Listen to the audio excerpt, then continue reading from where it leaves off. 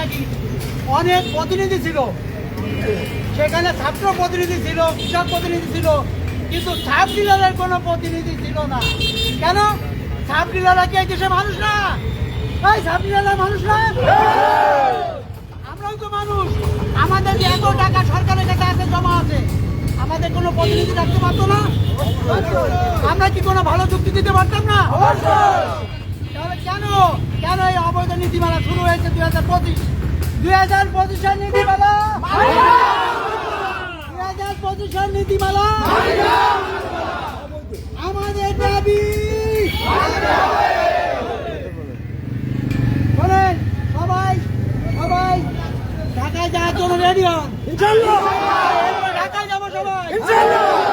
ঢাকায় যেয়ে প্রয়োজনে উপদেষ্টা তাদের সাথে দেখা করার যে ব্যবস্থা আমাদেরকে করে দিতে হবে। আপনারা সাংবাদিক ভাইয়েরা আমাদেরকে একটু সাহায্য করেন, আমরা যেন উনার কাছে পৌঁছাতে পারি, উনাকে আসল খবরটা, আসল কথাটা আমরা যেন জানাইতে পারি। উনাকে কেউ না কেউ ভুল বুঝিয়েছে, সঠিক।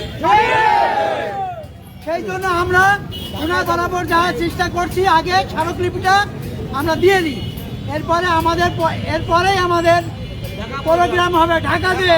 সবাই রেডি থাকেন। এখন আমরা সবাই কি এখন ডিস্ট্রিক্ট অফিসের দিকে যাবো তো? এখন সবাই যাবো। শোনেন, এই যে কথা বলো না সবাই।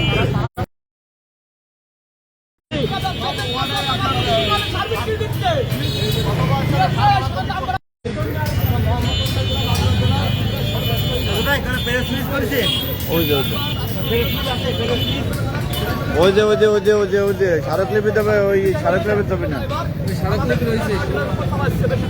400-500 টাকা প্রতিটি বস্তায় সার বেশি বিক্রি দিচ্ছে রাতের অন্ধকারে। আমি প্রতিবাদ করলে আবার সার দিচ্ছে না, কিন্তু এইটা আবার সেই সরকার, আমাদের সরকার মহোদয় সেই ব্যক্তিকে আবার ফিরে আপনার হলো বিসিআইসি বহাল রাখতেছে, কিন্তু আমাদের খুচরা ব্যবসাটিকে বাদ দিয়ে দিচ্ছে। আমরা এই দাবি 2025 সালে এই দাবি আমরা মানবো না।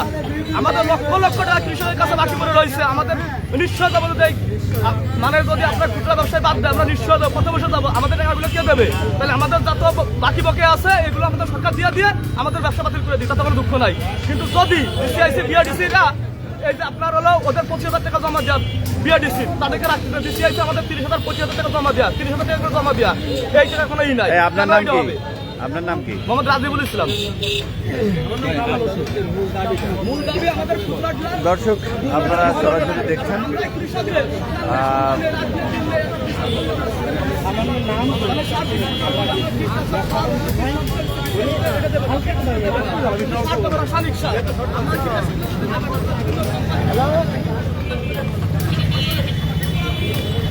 আপনারা একটু বলেন। হ্যাঁ বলেন বলেন বলেন বলেন বলেন। আসসালামু আলাইকুম ওয়া রাহমাতুল্লাহ। একটু জোরে বলবেন। আমাদের একটি দাবি নিয়ে এখানে উপস্থিত হয়েছি। সেই দাবিটা হচ্ছে আমাদের সরকার সার বিক্রি করা নিষেধ করেছে। আসলে আমাদের অপরাধটা কি? আমরা তো খুচরা সার ব্যবসায়ী, আমাদের দ্বারাই সাধারণ কৃষক মানে উপকৃত হয়।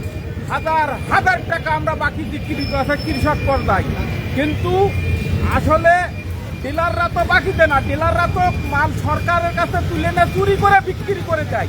আর তাছাড়া আমাদের কাছ থেকে সার কিনে তারা চাষ করে।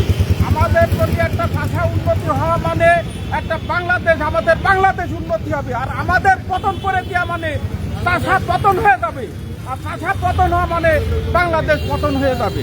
তা আমাদের দাবি, আমাদের খুচরা সার ব্যবসায়ী একটাই দাবি, আমাদের সার বিক্রি করতে দিতে হবে এবং আমরা ন্যায্য মূল্যই সার যাতে পাই সেই ব্যবস্থা করতে হবে এবং আমাদের ন্যায্য মূল্যই সার বিক্রি করাতে হবে। এইটা আমাদের একমাত্র আমাদের দোকানদারের পক্ষ থেকে আমাদের দাবি। আপনার নাম কি? আমার নাম মোহাম্মদ জুল ভিকার আলী, শালিকা থানার সভাপতি।